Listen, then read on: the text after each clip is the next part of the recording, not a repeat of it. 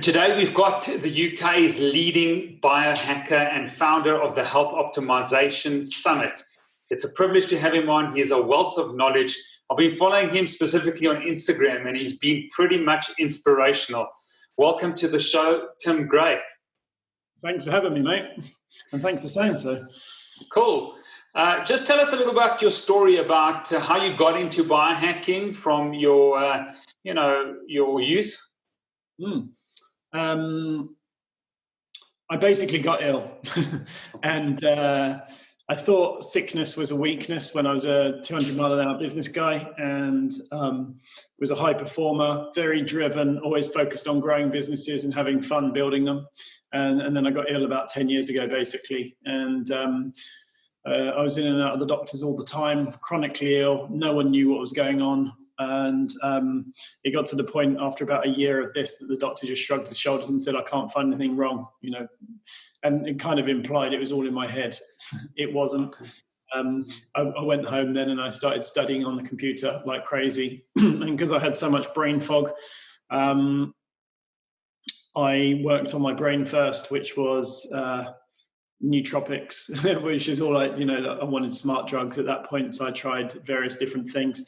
And once you sorted the brain, when you realize it's linked to the gut and liver, you start going down the rabbit hole. And then after about 4 or 5 years of figuring out loads of cool things, including things like mercury poisoning or, amalgam illness and dental issues and how that's tied into chronic health, I heard about Bulletproof Coffee and Dave Asprey and the Bulletproof Radio and loved it, actually. And kind of went down from there. And then that kind of sent me off down in the rabbit hole in multiple directions, trying to figure out all loads of cool stuff. And it became, I guess, a kind of a health addict almost, but always searching for the next level of health or, to fix some symptom or something or other going on. And then my favorite of all was obviously health hyperbaric oxygen therapy, which I heard Dave mention on a podcast about 5 years ago. And I found that was such a game changer for me, but it was so expensive. I opened a clinic in London, and then that kind of like spiraled, getting into the industry more, getting to know some speakers from when I went to events and things. And then obviously that led into the London Meetup group and then into the Health Optimization Summit. So that's basically a skip through. So you really went from pain, suffering, really sick, to then your purpose. Were you always involved in health, or was just this because you got sick and you decided actually the medical fraternity cannot help me, I better just help myself? Yeah, I didn't consider health. I didn't consider energy. I didn't have any issues at all that I knew of anyway. I mean, looking back, I had chronic health issues that I didn't even know about at the time or couldn't pinpoint. But beforehand, I was in digital marketing. I ran several digital marketing agencies. I'd done a spree of mergers and acquisitions and had a fairly big team behind me. Okay, great. So I was always, I guess, an optimizer in some form, whether it was marketing, whether it was SEO or paid search or conversion optimization and all those things.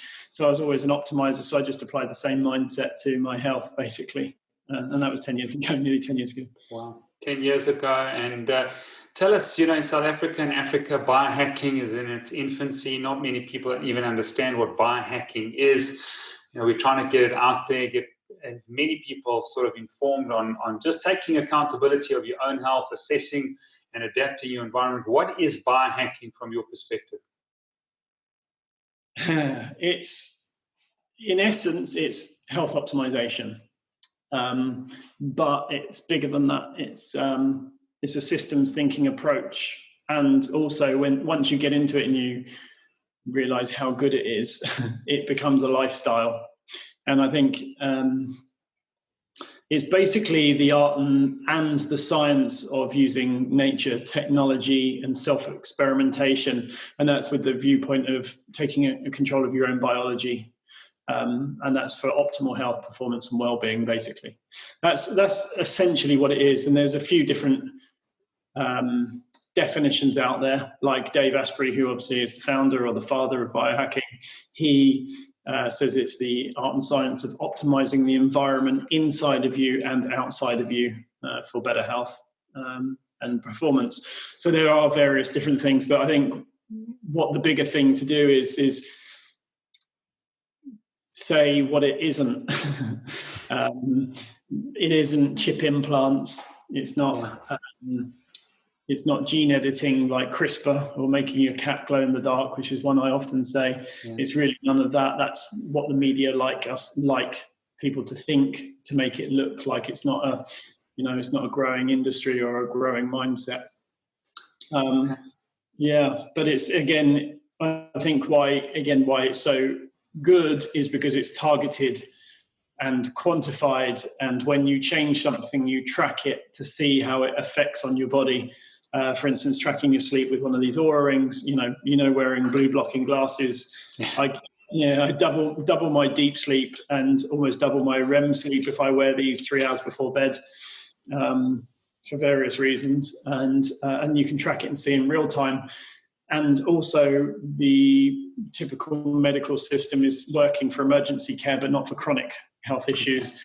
And so therefore people are searching for other things. And because it's targeted and quantified, not only is it working, people are seeing that and then wanting it because they know it's working, and it's spreading very quickly. Let's sort of dig a bit deep into your story. You went into nootropics. Who helped you with the nootropics? I mean, how did you start? I mean, you obviously had brain fog. You started on a computer.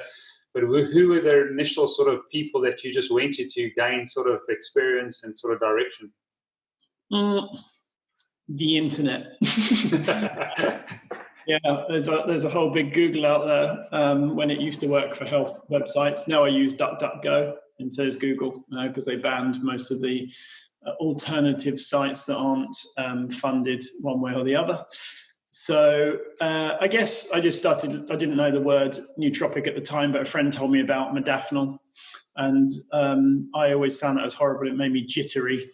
And then I heard someone talk about aniracetam and phenylpiracetam and various other ones, and I found a mix called ultraracetam, which is a mix of 4 or 5 different racetams together, and that's an adjusted complex, I guess, and it helps the brain use choline better, which choline is obviously good for cognition. And in most nootropics, actually, there's one here that I've been sent a while ago, Mindscopic. I really like them. They've got a big dose of alpha GPC, which is choline, a more bioavailable form of choline. Well, if you use aniracetam, it means that you basically turbocharge the use of GPC. So I like aniracetam the best. I also like methylene blue, which is now very popular thanks to the guys at Transcriptions. And microdosing psilocybin, very small doses, 100 milligrams, when it's legal to do so, of course. And what else? Various other things. I mean, the other day I took 2 Mindscopics. I took some methylene blue. I took aniracetam, phenylpiracetam, oxiracetam, Nudept, and Bulletproof Coffee, and which was the only stimulant, by the way, so I wasn't jittery. And one other, and I can't remember what it was now. Okay. Anyway, and basically, and I had the HapB device on my head as well. And I also had Apollo Neuro on my ankle. And I had a serious day of writing a talk for the Bulletproof online conference that I need to record tomorrow. So I had to put together a whole load of slides. And I was like, nothing's getting in my way. Nothing. I didn't want too much stimulant, so I wasn't jittery.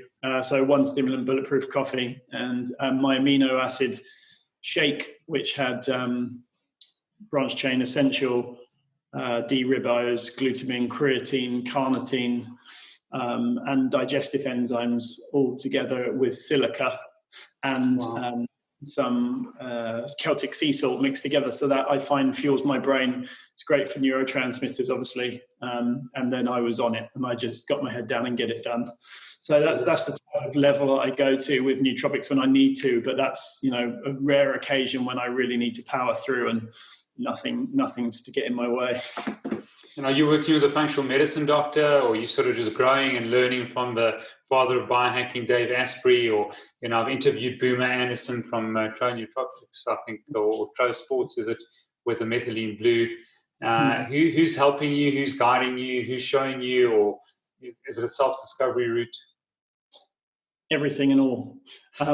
Initially, there wasn't a functional practitioner that I knew. There was no biohackers really out there 10 years ago. I didn't know about functional medicine as a term. I just knew the allopathic doctors, couldn't help me. So I researched a lot.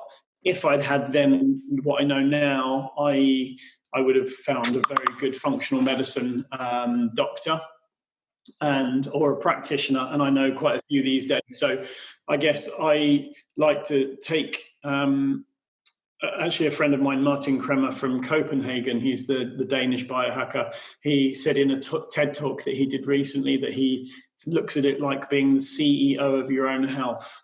And that's the approach I like. I like to have me at the center of it, of course, and I've got a functional medicine practitioner, so functional doctor, integrated functional practitioner as a nutritionist, and all the other podcasts and everything. And then I take all of this information and look what suits for me and use it accordingly. But I do take medical guidance all the time. In fact, Boomer's colleague, Dr. Scott Scher, who is the main hyperbaric doctor, he's a very, very dear friend of mine that I've known for years now, and was actually talking to him before the methylene blue transcriptions was even designed, because it was him and Dr. Ted's brainchild. I work with him quite closely as well on cellular and health optimization medicine. So yeah, I have a good support network around me, but I think what I do is I take the best or the most applicable from each of them and then make my own decisions accordingly, opposed to just trusting one person. And I think the reason for that is if you go to a butcher, he's going to sell you meat. The greengrocers, he's going to sell you veg. And I think everyone has their own bias, whereas with biohacking, as a biohacker, you don't have a medical license to lose if you make the wrong choice, whereas the doctor is always very scared of losing their license, so they've got to be very careful what they recommend. So I just like to take control of it and say, here's the best roadmap for me, and I spend a lot of time working that out. Well done to you. And tell me about just accountability. I've been in sort of coaching 22 years, and I've been in practice 22 years, and I just found to get people to take accountability, to be the CEO of their health, to optimize their performance and well-being is a very, very difficult task. They might start some things for 6 months or 3 months, or even a year later, they've stopped it all, they've gained the weight again. How do you sort of just facilitate that accountability for someone to grab hold of that and sort of sustain it over the many years? I don't work with clients or patients, so for compliance or accountability for others, I can't speak. But for myself, I know that, and psychologically speaking as well, because I've got a big history back in psychology before biohacking, it's all about motivation. And that starts with why, to quote Simon Sinek as always.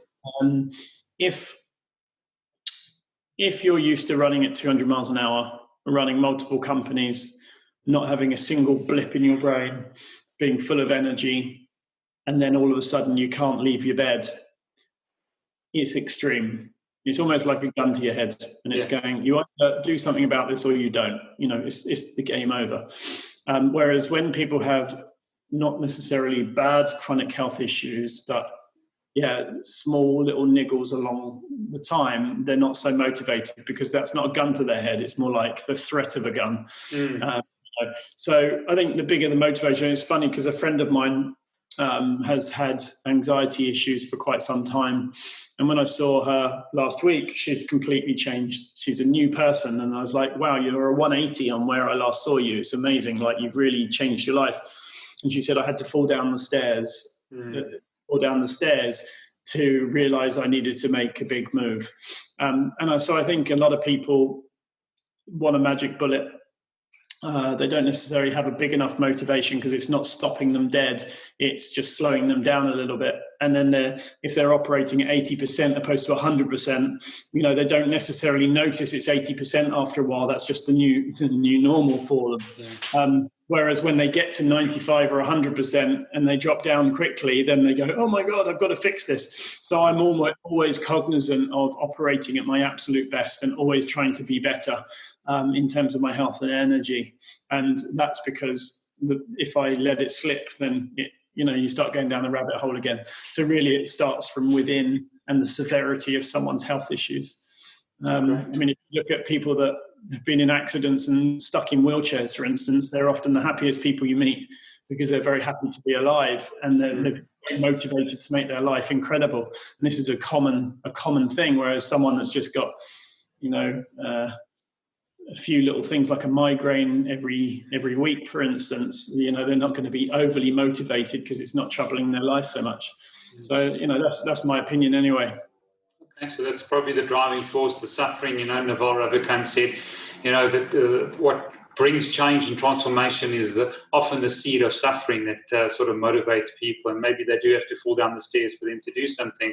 Although I do see the new generation, I see the young people now, especially in South Africa and Africa, morbidly obese, they're overweight, struggling with attention deficit disorders, struggling just to cope with life's pressures. I think probably the new generation, let's get your perspective, are probably going to hit, the health wall sooner than we did. Yeah, I agree. But I think the other thing is that a lot of awareness is coming to these things, like, for instance, blue light being bad for sleep is spreading very quickly because a lot of people are adopting it that aren't in the biohacking space. They don't call it a biohack necessarily.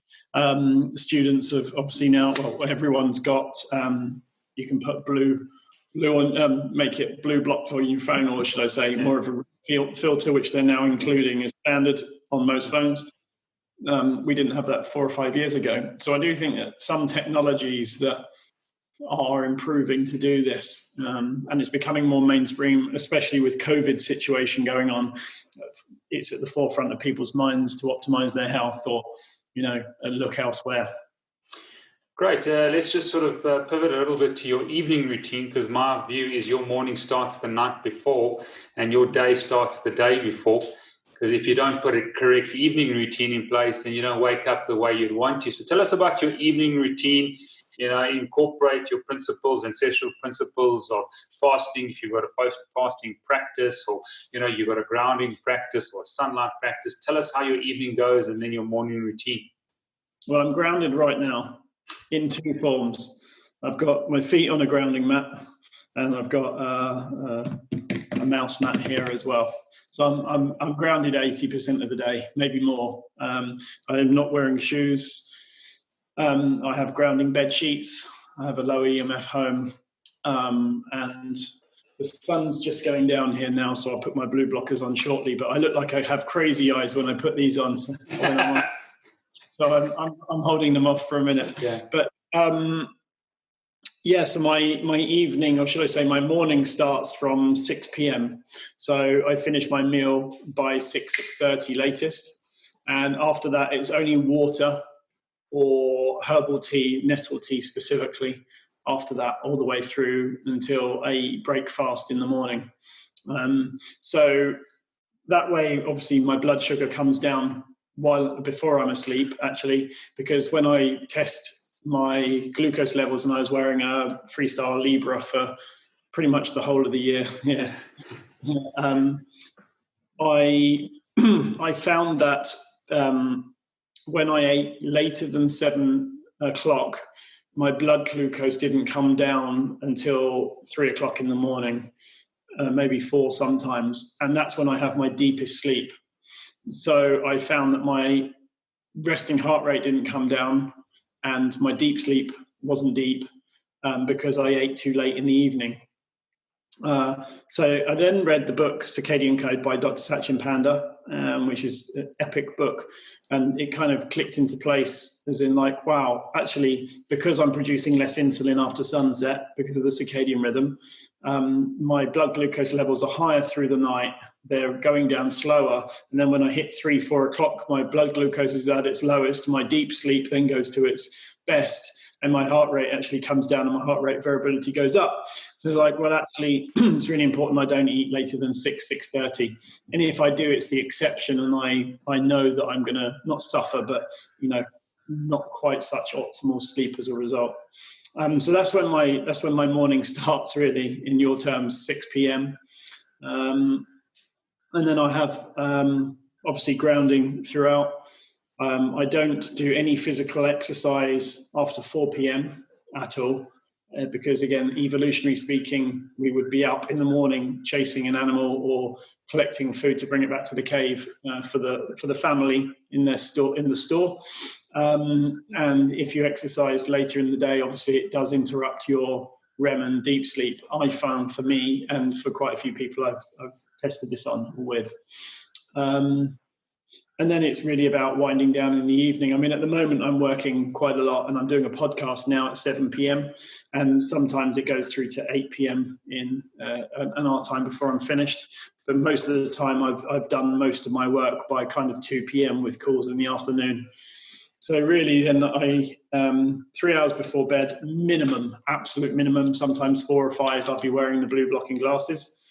And then before bed, I have my complete red blackout day walkers from True Dark, probably for the last hour. If I watch Netflix in bed, for instance, a documentary or something, I'll wear the completely red lenses.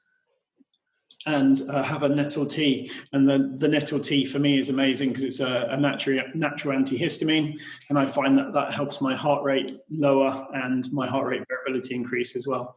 And that's my evening part of the routine. Incredible. Nettle Tea, I haven't heard of that one, being a sort of anti-inflammatory, and I've got to try that. Haven't tried that part of my stack yet, but go on with the morning. So Nettle Tea is also good for testosterone, and very, very good as a natural antihistamine. So I have a DAO enzyme problem, which is just a genetic thing, and also past gut issues. So that's why Nettle Tea works really well for me. I also take a DAO enzyme tablet as well before bed and on waking. So when I get up in the morning, first thing I do is I have my amino acid, branch chain essential amino acid, creatine, glutamine, D-ribose, taurine, a lot of silica. Actually, silica is a really good one for me, and it is for most people. Actually, it really does help speed up hair and nail growth. Really does help regeneration. It helps with soft tissue. It helps with calcium metabolism, obviously, especially if you're optimal vitamin D and vitamin K and vitamin A. I find silica is the final piece of the puzzle for that, actually. I've been reading a lot about that, so I add that in there as well, along with some Celtic sea salt, and that's my amino acid. And that's got 78 trace elements in it and minerals, so it's hydrating, supports my adrenals, and gets me anabolic after being fasted, pretty much for 13, 14, 15 hours, something like that. And then I make myself a bulletproof coffee, of course, which I have collagen in, and I have a little bit of ghee. I have some MCT sometimes, but not all the time, because if you use it too much over a long period of time, I find that people get intolerances or gut issues as a result, so I use very little of that. And then I grab my coffee, and I sit down and I sort out my Instagram after that, and my WhatsApps, and then I read for half an hour solid, minimum, with no interruptions or anything, before I get outside and doing 10 minutes of trampolining. I've got a 12-foot trampoline in the garden there. Cool. I do grounding and finish my coffee, and then do my outside gym things like the bars, the drop bars. And then I've got it actually listed on the wall here, so I take it off every day. And then I sit out and do Wim Hof for 10 minutes, Wim Hof method for 10 minutes while grounding. Have another amino stack after, and that's if I do my Carol AI exercise bike, just to, again, keep me anabolic. And then I have my breakfast, which is often chia seed pudding with rice milk and collagen and bone broth powder and a little bit of raw cacao in there, and sometimes, depending, gluten-free oats, and that's the only grain really that I ever really. So that's really my morning, and then I just get on and sort out my emails, which is first thing, and then on with the tasks of the day, which I have my task list for the day listed down that I tick off before I finish anything. So yes, that's my evening through morning routine. Great. Sounds like you've got quite a few stacks there, and just tell us a little bit more what you've tried that hasn't worked for you, and possibly where things are. I know you're trying methylene blue. Anything that like NAD that you've used, or any other stacks that you've tried, or things that you haven't worked for your physiology?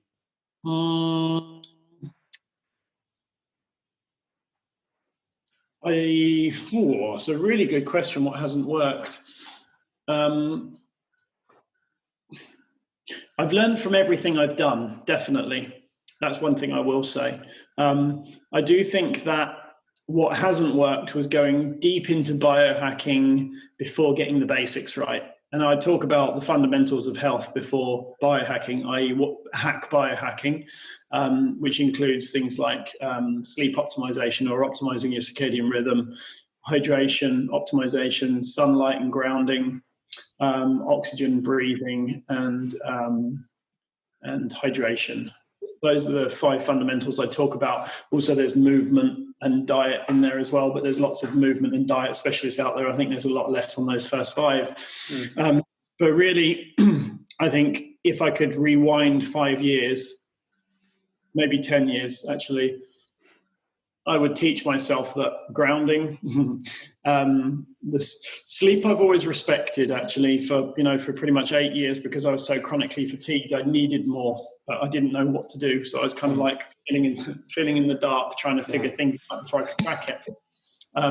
So I really would turn back the clock and get the grounding, the sunlight, start taking things like astaxanthin in place to help with sun protection from the inside out. Hydration is a big piece, which took me a long time to unravel how important hydration is and how to optimize that. So that's about water, maybe, and hydration. What water is it? Structured water? Is it deuterium depleted water? Do you add minerals in? What's your view on this whole water sort of deluge that's out there? Yeah, I mean, I think you can go, again, really far down the rabbit hole. If we take it back to ancestral times, or our ancestors, we would drink from a stream or a spring, and that water would come through rocks. It would be mineral dense. It would be absolutely live water. It had been flowing. It didn't have chemicals in it. It might have a few bacteria or parasites or whatever, but that's just par for the course. But it would be very, very hydrating. And now it's processed water. It looks like water, but it's got lots of chemicals. It's got antibiotics. It's got hormones in it. It's got chlorine in it. And it's not live water. It's also mineral deficient. And obviously water serves 2 purposes mainly. One is for flushing toxins out so that our kidneys can do their job. And the other one is to hydrate and bring minerals into us. Now, if that water is mineral deficient, we're going to drink more water to get more minerals, opposed to drinking less water with more minerals in it. So what happens is our body then says, I've got too much liquid in me, I need to eject it. So it makes you pee. So the more you drink to get more minerals, the more you pee, if it's low in minerals. But if you add minerals in, you actually need less water, you pee less, and you actually become more hydrated from the inside out. The other thing is that a lot of people have frequent urination, or they pee 10, 15, 20 times. And at one point I was peeing 30 to 50 times a day, no exaggeration. It was insane, which then caused kidney issues, it caused prostate issues, and I'd drink a cup of tea and it'd be straight out the other side, herbal tea. And it took me ages, and I went to functional practitioners, doctors, everything, and they just said, sorry, this is just, some people have frequent urination. But it's very basic. It's very, very basic. It's like there's an imbalance of minerals, and if you're drinking rubbish water, you're going to pee it out. So I tested different minerals. I tested magnesium, and that didn't help me retain my water. I tried various different salts and things, and that helped a little bit, but not massively, until I added potassium gluconate in, and I added that into my Bulletproof Coffee each morning, and I did 1/4 of a teaspoon twice a day. Within 2 days, I stopped peeing more than 5 times a day. Wow. And so basically, when I tie it back, for me personally, because I've got a history of metal in my mouth, mercury fillings, mercury competes for the cells for certain minerals, which means that you can be deficient in certain minerals. As a result, you're deficient in them, you need to add that one specifically back in to fill that deficiency, and then voila, you don't pee all the time because your minerals aren't imbalanced. But if you buy a drink like Gatorade or Lucozade or one of these electrolyte powders that have 3 or 4 minerals in it, that's only 3 or 4 minerals out of 78 trace elements and minerals that we should be drinking at one time, that it would be from the stream. And therefore our kidneys go, oh, we've got an imbalance here, we need to clear this magnesium or chloride or whatever it may be out of the blood, so you pee more. So that's why I use Celtic sea salt, because it's the most mineral compatibility with us. Actually, it's very similar to us in terms of our blood, in terms of the mineral makeup. So Celtic sea salt in water, filtered water. At home, I have reverse osmosis on tap, which it does partially remineralize it, but I still add Celtic sea salt to it, so that gives it the better flavor. I have filtered water over there as well without the reverse osmosis. But the reverse osmosis is much lower in deuterium, actually. It's about 30 parts per million. And when I had it tested, 29 actually, when I had it tested a few months ago. So, I mean, I think for people that do wake up in the middle of the night to pee, it can be one, because they're drinking too much, because they're not having enough minerals in their water. Or it could be because they're eating too late and their hormones are out of whack, and it's thinking that, so for instance, a lot of people wake up at 3 o'clock in the morning, even though they went to bed at midnight, because to pee. Well, if they're eating at 9 o'clock, if they bring that forward to 6 o'clock, they'll pee at midnight. But you need to get it into that rhythm in a week or two, and then you'll stop waking up in the night if you have the right minerals and optimize your eating time. And it's ridiculously simple. And you could only do it by being data-driven and very prescriptive about what you do. But if you go to the doctor, they're just saying, sorry, you just have frequent urination. You know, you're one of those, and here's a sleeping tablet. That's the difference between obviously biohacking and traditional medicine. So, yeah, I mean, I could go down the rabbit hole with the water I think there's a lot of information there for the community. And I do think it is a little bit of a sort of a lot of information and rabbit hole that I think people just need to go on their own and get some, guidance from different people, functional medicine practitioners and doctors, and do the basics, between the sunlight. And I think the circadian rhythm and biology that you're speaking about is a fundamental principle at Made to Thrive and with myself, because I feel that if you are drinking and eating while the sun is up and you're outdoors and in nature, connecting to nature, and eating and drinking, that's when you should be doing those things. When you break the circadian biology, either with junk light or artificial light or eating after dark, you encounter problems. You encounter problems with your sleep. You encounter problems just with your hormones.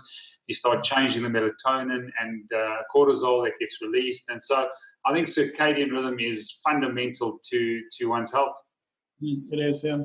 It's funny because I'm just drinking this without realizing it, but this is a new brand I'm testing out. It's called Refix. And it's 20% filtered seawater, by the way.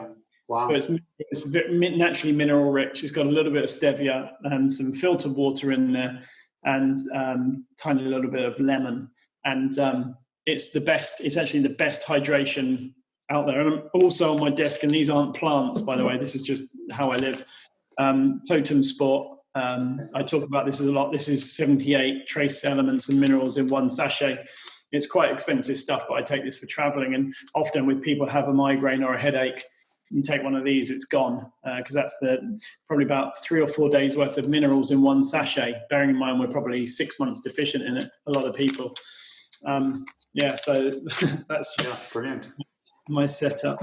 But it seems like that there's a lot of sort of momentum and go for it, Tim, with regards to all the products you're trying and new companies that are sort of coming up. Tell us about the sort of growth of biohacking in the UK and the EU. It seems like you've got a lot more products than we do here in South Africa. In Africa, we really starve for, what's available compared to the UK. I think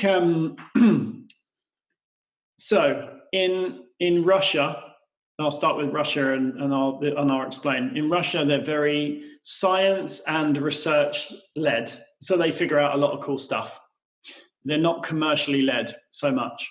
You've then got America that are very commercially led. They bring out 50 versions of every product because that's what they do. They're used to bringing out all this. Like for instance, if you go into the shops here, you'll have 2 flavors of kombucha. You go to America, you have 50 flavors of the same one. They're all about products and land of the free and making money from it. I respect both views. We need the balance. In England, we kind of we don't invent anything other than sports pretty much historically, and we're terrible at them at that. But we tend to use the best technologies from Russia and Germany and have a bit of the commercial thing that the Americans do because, we like to have close relations with the Americans. So I think we have a bit of everything, but not anything particularly special. In terms of biohacking in the UK specifically, though, and across Europe, when I started the meetup group, must be 3 or 4 years ago now, there was probably 4 or 5 of us in London that hung out. And now there's thousands of us because of the meetup has been such a big hit because of the topics and the speakers and whatnot. And then the summit obviously brought people from South Africa, New Zealand, Australia, all across Europe, some from Russia, and about 15% from America as well. So we really did become quite a quick hub in Europe for this, but also in Germany. Germany is actually very big for biohacking as well. I mean, they've got a lot of good technologies over there and they're growing quite quickly. But I think London has the biggest reach. A lot of people love London for a visit. And it's very easy to get to generally. So I think we've done very well as a result. In terms of the brands, I think the Health Optimization Summit last year that we ran really did bring a lot of American brands over, and also a few brands like Functional Self, who are one of our sponsors. They are distributors for a lot of these brands. So we now have much better access in the UK than we did. I think it's a lot of it's commercial side of things, and I think South Africa is a little bit behind as a result of that. It's a little bit more disconnected, but I think there are brands that are coming out that are putting distribution channels in place to make it much easier for you. Correct. If you had to give me advice as South Africa's pro biohacker, you talk about this meetup. Would you recommend sort of to get it going in South Africa and establish sort of biohacking? How would you go forward, or what would be the sort of progression or protocol that you would adopt? It's a really good question. It starts with the community. That's the most important thing of all. And I don't know where you are in South Africa specifically. In Johannesburg. Johannesburg. Okay, so you're pretty good location for it. I mean, I would start a meetup group, and I think one of the key things for us that was very different to all my counterparts around the world, which is why I guess my name's got on the map quite quickly, is we had an amazing venue for the meetup, a consistent, amazing venue for the meetup. And that's one thing. I'm very lucky to have a very good friend that owns a building right in the center of London that's a beautiful venue. It's almost like Google campus style building. And that's been consistent all the way through since our second meetup. So I'm very blessed for that. And I think if I didn't have that, I would invest in hiring a very good venue, whereas I think the other meetups around the world kind of do it in bars or here or there or whatever. And as a result, it limits the size of it and the comfortable aspect. And then just continuing to keep plowing on. I mean, I started my Instagram just to document my journey, but it's grown and grown and grown. I'm just over 22,000 now, which has gone 10,000 in the last year. No, 20,000 more in the last year. Wow. And all I'm doing is sharing my journey and information that I'm learning along the way. And I think communicating out the core values for me and sharing out for the summit People are drawn to that and they want to find out more, and it's spiraling out of control. As I said to you earlier, I'm doing anywhere between 1 and 3 podcasts every day at the moment. Great. So it's pretty crazy times, but it's good fun. It's very, very good fun. So I do think you can grow the community if you start a meetup and have a good venue. Meetup.com is a really good way to facilitate that, and just make sure that you're really looking after everyone. Great. I do want to talk about your dental sort of protocol. It's something that we are lacking in South Africa from biological dentistry. Not only sort of the amalgams, the Mercury amalgams, but root canals, and obviously looking at root cause, the documentary. It's been quite sort of out there, really against mainstream sort of dental practices. Tell us how important the mouth is from, those aspects. Yeah. So if I don't look too crazy with these eyes like this, it's actually great. I don't want to break your circadian rhythm, so I'm cool with it. So I was very lucky because when I first started getting ill, I actually got thrush or some like burn mark on the roof of my mouth, and it was around one of my fillings, and that happened twice.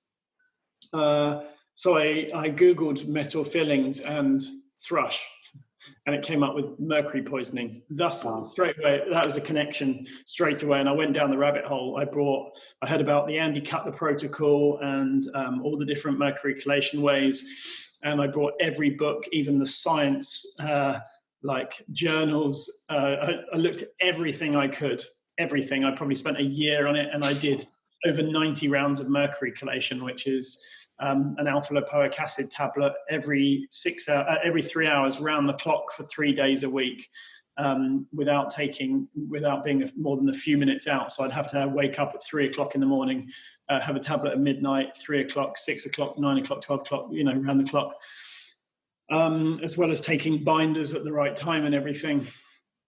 And I think it was 93 rounds of mercury chelation. And I actually stacked 2 types of tablets, alpha-lipoic acid every 3 hours and DMSA every 6 hours. So I did that round the clock actually for 4 days. So I really went deep into the whole mercury chelation side of things because I was so high when I had my hair levels checked and blood and everything. The immune system just can't do its job if you're full of mercury. It stops certain enzymatic reactions from happening. It comes from fillings. But I think what's more important here is that if you have deficiencies nutritionally from earlier age, if you're not eating organic food that is deficient in minerals and nutrients anyway, it may look like a carrot or courgette or whatever, but it's not. It just hasn't got the right nutrients. And if you've had antibiotics at any point in your life, your gut will be deficient of bacteria. Then as a result, you're not going to get the nutrients you need, so you have cellular deficiencies. If you're then not getting enough sunlight and grounding, as a child, as you're growing up, you're going to get cavities in your teeth. And as a result, you'll need fillings. As soon as you start getting metal fillings, mercury, you introduce a natural antibiotic into your system. It stops certain enzymatic reactions from happening, and the bone starts moving away actually from the metal. Especially if you have titanium implants, you can actually see it doesn't osteointegrate into the bone. The bone actually retracts away from it. So I had 7 metal fillings, so that damaged 7 teeth basically. A couple of them had cysts on it. So when I went for scans, in the traditional ENT surgeon, he said, "Yeah, you got a cyst on each sinus. Nothing we can do about those. They're just there." Turns out that it was because I had a root canal tooth here and I had an infection there. Wow. So I've had ceramic implants done with Dr. Dominik Nitzschwitz, who's a very, very dear friend of mine, German biological dentist, naturopathic doctor, bodybuilder, father, skateboarder. I mean, he's a legend. He's a very dear friend. So he cleared out the cavitations, which are dead necrosis bone areas in the jaw from impacted wisdom teeth that I hadn't had taken out. From previous dental surgeries that I'd had that weren't done properly, and then did stem cell therapy on me and sinus lift surgery and ceramic implants. So I've had 1, 2, 3 ceramic implants so far, and I've got 3 more to go. So really, yeah, I mean, if you have root canal treated teeth, that's a dead organ in your body. And some people say, oh, that's not a problem, but really it can cause health issues. I think there was one study where 70-something% of people that had a root canal on one side had breast cancer on the same side. So, I mean, I wouldn't like to risk that. While I'm not saying, it's it's not causation, it could be correlation, but I wouldn't like to risk it. So for me, I had issues where the root canals were, so I've had those taken out and had ceramic implants instead. So I think it's a really important piece of the puzzle, especially with biohackers or people that have been trying to optimize their health for a very, very long time, but aren't quite getting to that next level or finishing it off.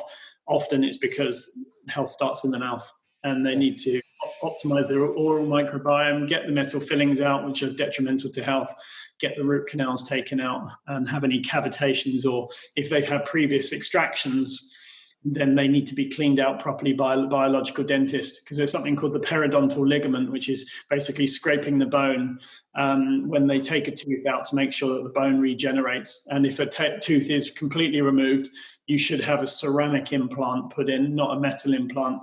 The ceramic implant then osseointegrates into the bone, and the bone grows back around it. Whereas if you don't put an implant in almost immediately, then what happens is the bone retracts, shrinks back away as a result of not having something there. So, yeah. Wow, thank you so much for that, because I'm just realizing on this journey about biological dentistry, it's not really big in South Africa. I go to a biological dentist he's from Colombia, and it's just in its infancy here. So it's difficult to get a lot of my community, some of them are in Cape Town, around South Africa, realizing how important the mouth is, the oral microbiome. Tell us, I know we're coming to the end of the show, and I do want to talk about the Health Optimization Summit, but who could I interview, or who could I connect with from a biological dentist point of view? This friend of yours, is he open to coming on podcast, sharing his knowledge? What other biological dentists can? I know Stephen Lin wrote the Dental Diet. Who else could you recommend? The only person that I will go to for my surgery, other than maybe a ceramic crown or minor work, is Dr. Dominic Nitschwitz. Nitschwitz. Yeah, he's on Instagram as Dr. Dome1, Dr. Dome1, or Dr. Doomy1 is, I always joke about, his German, so their language is slightly different. He is a biohacker. He didn't know it until a year ago, but he, as I say, studied naturopathic medicine. He's trained with Dr. Klinghardt. He trained with Ulrich, who's the guy that owns Swiss Biohealth, and who is the guy behind the best ceramic implants in the world. Dom's placed over 3,500 ceramic implants. It's the second most in history, I believe. And he learned functional naturopathic medicine, kinesiology with Klinghardt, as well as various other things, dentistry, all the different things, including diets and nutrition, intercellular health, etc., and then pieced them together and said, actually, health starts in the mouth. I'm not going to be a dentist. It's just going to fix bites. I want to really fix health. And he saw a lot of similarities through patients that were chronically ill. So he went down that rabbit hole. So he's really, one of the founders of proper, true biological dentistry. And a lot of them call themselves biological dentists, but they believe in pulling out mercury fillings, but they often still do root canals and don't recommend them being taken out. Sometimes because they just don't believe it, or sometimes because they'll lose their license if they do say to get it taken out. So, depending on the country, they've got to be careful. Whereas I think Dom has written a book about it. It's called It's All in Your Mouth. It's published in many, many languages. And it's a real expose on the industry, or should I say, on how health starts in the mouth. So I recommend Dom. Okay, great. He's very busy as well. He does a podcast every single day, pretty much. Wow. So yeah, and that's round the whole year round, not just in spurts like I have. But yeah, I'm happy to put you in touch with him, because I think this would really enjoy it. Great. Just two last questions before we get on to the health optimization. I recently interviewed Dr. Jack Cruz about how important your light diet is, light, water, magnetism. He's pretty convinced that your light diet is more important than your food diet. I don't know if you want to just quickly expand on that and tell us what your thoughts are there. Good old Jack. I call him the nutty professor, so I'm just going to start with that. And he is a nutty professor. He's a brilliant one. He really is. And he's very polarizing. But regardless of my personal opinion on him, his work is incredible in many aspects. How he's popularized the light diet, along with his mentee, Matt Maruka, who's a dear friend of mine from Raw Optics. Jack's work is very good. He does live grounding, sunlight, and various other things I've learned from him. And I love his mindset in terms of health. I do think that ultimately light is the most important thing, because my mindset is that we collect food for energy. And whether that, or we collect energy all day, every day. So when we're in a hotter country and there's more sunlight, we want to eat a salad and maybe a bit of seafood, much less. Whereas when we're in a colder country, like Eskimos, for instance, they eat much more nutrient-dense food because they're not getting as much energy from the sun. Whether we're collecting energy from the sun or energy from our food, we need the energy. We also need the minerals, the nutrients, the omega oils, etc., etc. So that's why Jack is a very big fan of sunlight and DHA, natural source, and grounding. So I agree with him in many aspects. I do think I'm going to call BS on some of the things he talks about, but he is far down the rabbit hole, and I will catch up with some of it at some point. But some of it I think is just a bit too outlandish. But the basics of what he talks about is absolutely incredible, and I commend him for that. So I think the mindset of making sure that you have the right amount of sun, and that doesn't mean in the sun all day, every day.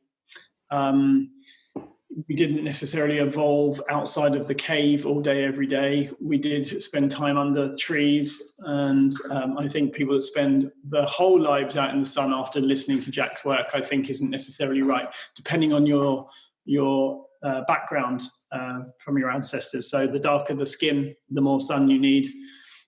Someone pale like me needs mid-level, and then some of my Scandinavian friends, they just need very, very little at all. So I do think that there is a balance with that. Doesn't mean more is better.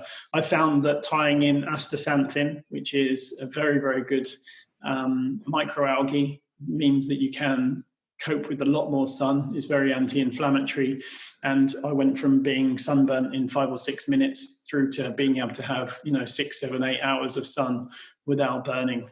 And getting a good tan. So I find astaxanthin is a very good thing. But also, if you're grounding at the same time as being in the sun, I think the two go together very well, because obviously one is free electrons to scavenge free radicals, reducing inflammation and helping the body do its thing. And obviously the positive photons or the energy from the sun helping charge you up. So it's the whole circuit, basically. So I'm a big firm believer in that. Great. Tell us about the Health Optimization Summit. I'm booked and ready to go whenever it's going to be next year, obviously being pushed out to C19. You've had some big names there. There's been incredible talk around it and some serious testimonials. So well done to you, and tell us where it's going and where you see it in the future. Yeah, so the Health Optimization Summit, 40 speakers, 50 exhibitors, 1,500 people. We had Dave Asprey, such a lineup last year. It was incredible, actually. I was overwhelmed. Like Dr. Christopher Shade from Quicksilver Scientific. We had Dr. Harry Adelson, who's the full body stem cell guy. Obviously, Dave Asprey, Dr. Amy Killen, John Gray from Men Are From Mars, Women From Venus. I mean, the lineup was year one. A lot of people took a big gamble on me for year one, but it paid off, thankfully. And actually Dave's invested personally in the summit now, so he's now my business partner.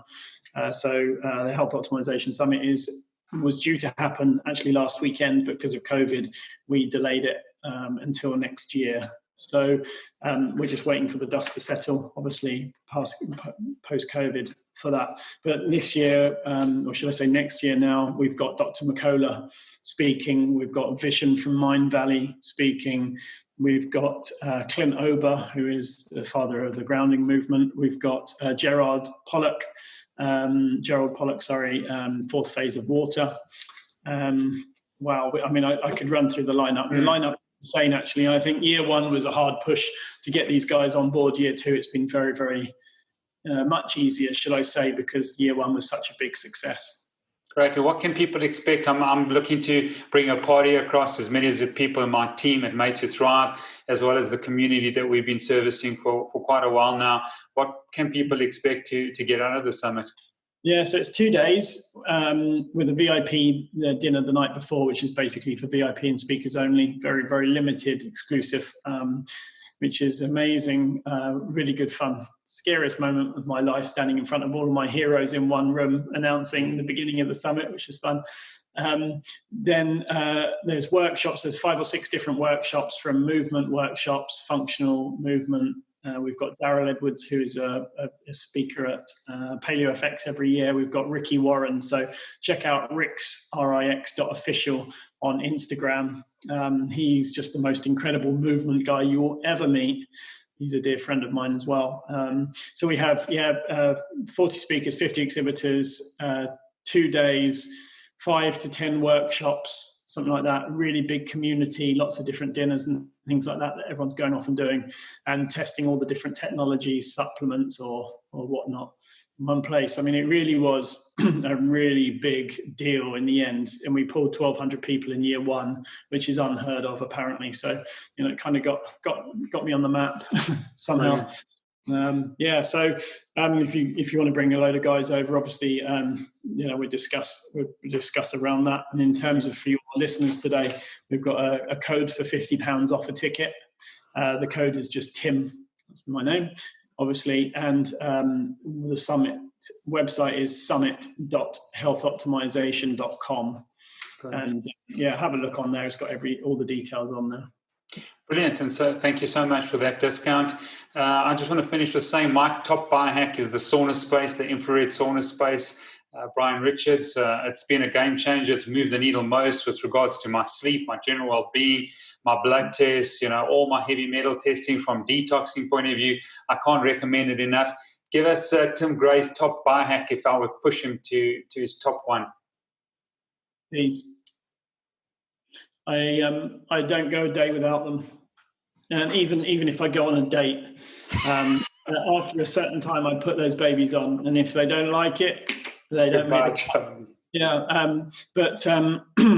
might not put the full red ones on if I've got company in my bed. I've got to be honest, but having blue blockers has been the biggest game changer for me since I was 20, which is, I guess, really when I started using a proper mobile phone.